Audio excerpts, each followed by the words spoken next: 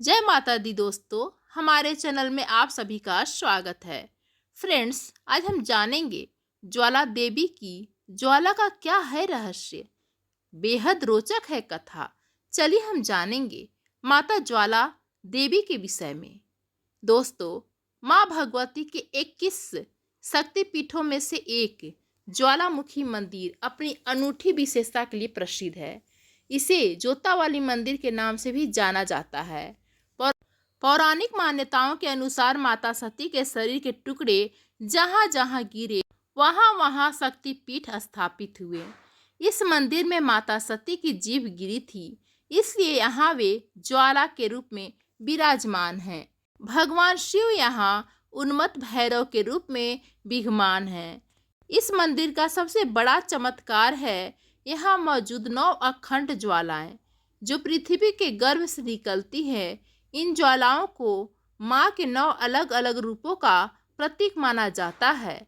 सदियों से वैज्ञानिक और धार्मिक विद्वानों ने इन ज्वालाओं के रहस्य को सुलझाने की कोशिश करते रहे हैं, लेकिन आज तक सुलझ नहीं पाया है। आइए भक्त वत्सल के इस लेख में ज्वाला देवी की कथा और महत्व के बारे में विस्तार से जानते हैं। ज्वाला देवी मंदिर में माता के 9 स्वरूपों का अद्भुत दर्शन होता है, जो बिना तेल या बाती के 9 अखंड ज्योतियों के रूप में प्रकट होते हैं।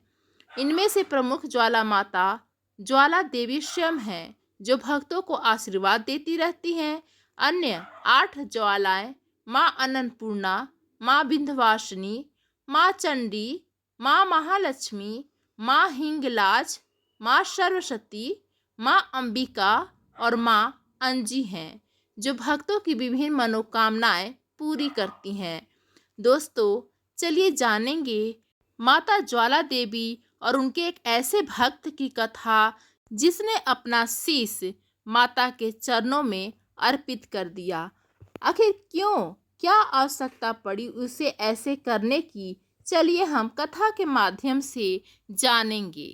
दोस्तों, उस समय की बात है जिन दिनों भारत में मुगल सम्राट अकबर का शासन था। इन्हीं दिनों की यह घटना है। नदौन ग्राम निवासी माता का एक सेवक 1000 यात्रियों सहित माता के दर्शन के लिए जा रहा था। इतना बड़ा दल देखकर बादशाह के सिपाही ने चांदनी चौक दिल्ली में उन्हें रोक लिया और अकबर के दरबार में ले जाकर ध्यानु भक्त को पेश किया। अकबर ने पूछा, तुम इतने आदमियों के साथ कहाँ जा रहे हो? ध्यानु भक्त ने हाथ जोड़कर उत्तर दिया, मैं माँ ज्वाला देवी के दर्शन के लिए जा रहा हूँ। मेरे साथ जो लोग हैं वो भी माता के भक्त हैं और यात्रा पर जा रहे हैं। अकबर ने सुनकर कहा, ये ज्वाला माई कौन है और वहां जाने से क्या होगा? ध्यानु भक्त ने उत्तर दिया, महाराज, ज्वाला माई संसार की रचना एवं पालन करने वाली माता हैं। वे भक्तों की सच्चे हृदय से की प्रार्थना स्वीकार करती हैं तथा उनकी सब मनोकामनाएं पूरी करती हैं। उनका प्रताप ऐसा है, उनके स्थान पर बिना तेल बत्ती के ज्योति जलती रहती है। हम लोग प्रतिवर्ष उनके दर्शन करने जाते हैं। अकबर बोले, तुम्हारी ज्वाला माँ इतनी ताकतवर है, इसका यकीन हम कैसे करें? आखिर तुम माता के भक्त हो, अगर कोई करिश्मा दिखाओ तो हम भी मान लेंगे। ध्यानु ने नम्रता से उत्तर दिया, श्रीमान, मैं तो माता का एक तुच्छ सेवक हूँ, मैं भला क्या चमत्कार दिखा सकता हूँ? अकबर ने कहा, अगर तुम्हारी बंदगी पाक एवं सच्ची है तो देवी माता जरूर तुम्हारी इज्जत रखेंगी। अगर वह तुम्हारे जैसे भक्तों का ख्याल न रखे तो फिर तुम्हारी इबादत का क्या फ़ायदा, तुम्हारे पूजा पाठ का क्या फ़ायदा? या तो वह देवी ही यकीन के काबिल नहीं है या तुम्हारा पूजा पाठ सब झूठा है। इम्तिहान के लिए हम तुम्हारे घोड़े के गर्दन अलग किए देते हैं। तुम अपनी देवी से कहकर उसे दोबारा जिंदा करवा लेना। इस प्रकार घोड़े की गर्दन काट दी गई। ध्यानु भक्त ने कोई उपाय न देखकर बादशाह से 1 माह की अवधि तक घोड़े के सर व धड़ को सुरक्षित रखने की प्रार्थना की। अकबर ने ध्यानु भक्त की बात मान ली। यात्रा करने की अनुमति भी मिल गई। बादशाह से विदा लेकर ध्यानु अपने साथियों सहित माता के दरबार में जा पहुंचा। स्नान पूजन आदि करने के बाद रात भर जागरण किया। प्रातःकाल आरती के समय हाथ जोड़कर ध्यानु ने प्रार्थना की, हे मातेश्वरी, आप तो अंतर्यामी हैं। बादशाह मेरी भक्ति की परीक्षा ले रहा है। मेरी लाज रखना, मेरे घोड़े को अपनी कृपा व शक्ति से जीवित कर देना, चमत्कार प्रकट करना, अपने सेवक को कृतार्थ करना। यदि आप मेरी प्रार्थना स्वीकार नहीं करेंगी तो मैं भी अपना सर काट कर आपके चरणों में अर्पित कर दूंगा, क्योंकि लज्जित होकर जीने से मर जाना अधिक अच्छा है। यह मेरी प्रतिज्ञा है, कृपया आप उत्तर दें। कुछ समय तक मौन रहा, कोई उत्तर न मिला। इसके पश्चात भक्त ने तलवार से अपना शीश काट कर देवी को भेंट कर दिया। उसी समय साक्षात ज्वालामाई प्रकट हुई और ध्यानु भक्त का सर धड़ से जुड़ गया। भक्त जीवित हो उठा। माता ने भक्त से कहा, दिल्ली में घोड़े का सर भी धड़ से जुड़ गया है। चिंता छोड़कर दिल्ली पहुंचो। लज्जित होने का कारण निवारण हो गया और जो कुछ इच्छा हो वर मांगो। ध्यानु भक्त ने कहा।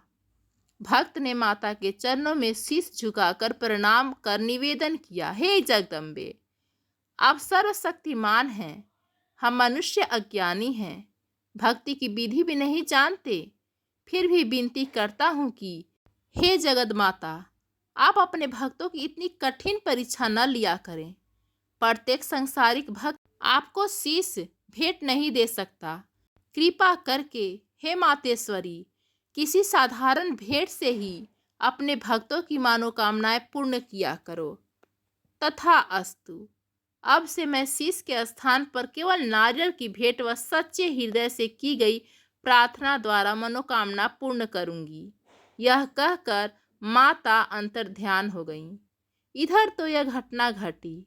उधर दिल्ली में जब मृत घोड़े का सर्वधड़ माता की कृपा से अपने आप जुड़ गए और वे जीवित हो उठा तो सब दरबारियों सहित बादशाह अकबर आश्चर्य में डूब गए। बादशाह ने अपने सिपाहियों को ज्वाला जी भेजा। सिपाहियों ने वापस आकर अकबर को सूचना दी कि वहां जमीन से आग की लपटें निकल रही हैं। शायद उन्हीं की ताकत से करिश्मा हुआ है। अगर आप हुक्म दे तो इन्हें बंद करवा दें। इस तरह हिंदुओं की पूजा पाठ की जगह भी खत्म हो जाएगी।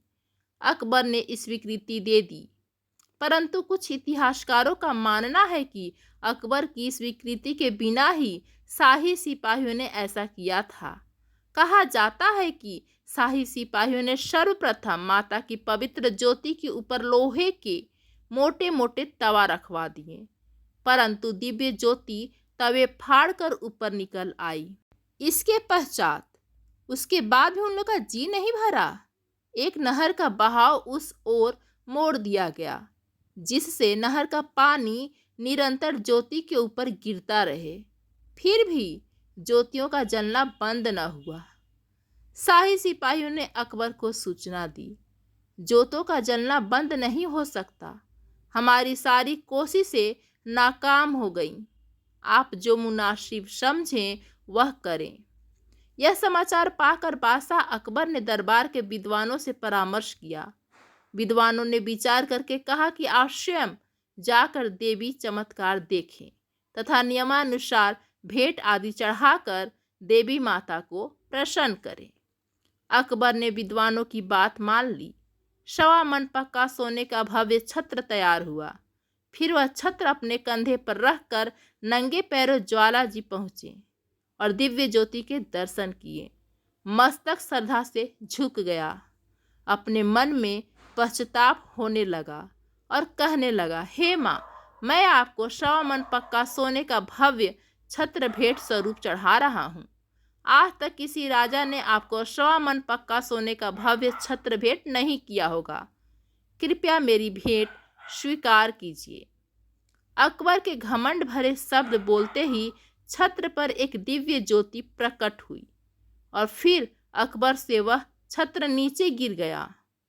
और जैसे ही वह छत्र गिरा वो सोने का न रहा, किसी विचित्र धातु का बन गया, जो न लोहा था, न पीतल, न तांबा और न कोई धातु। अर्थात देवी ने भेंट अस्वीकार कर दिया। इस चमत्कार को देखकर अकबर ने अनेक प्रकार से स्तुति करते हुए माता से क्षमा की भीख मांगी और अनेक प्रकार से पूजा करके दिल्ली वापस लौटा। आते ही सिपाहियों के सभी भक्तों से प्रेम पूर्वक व्यवहार करने का आदेश दिया।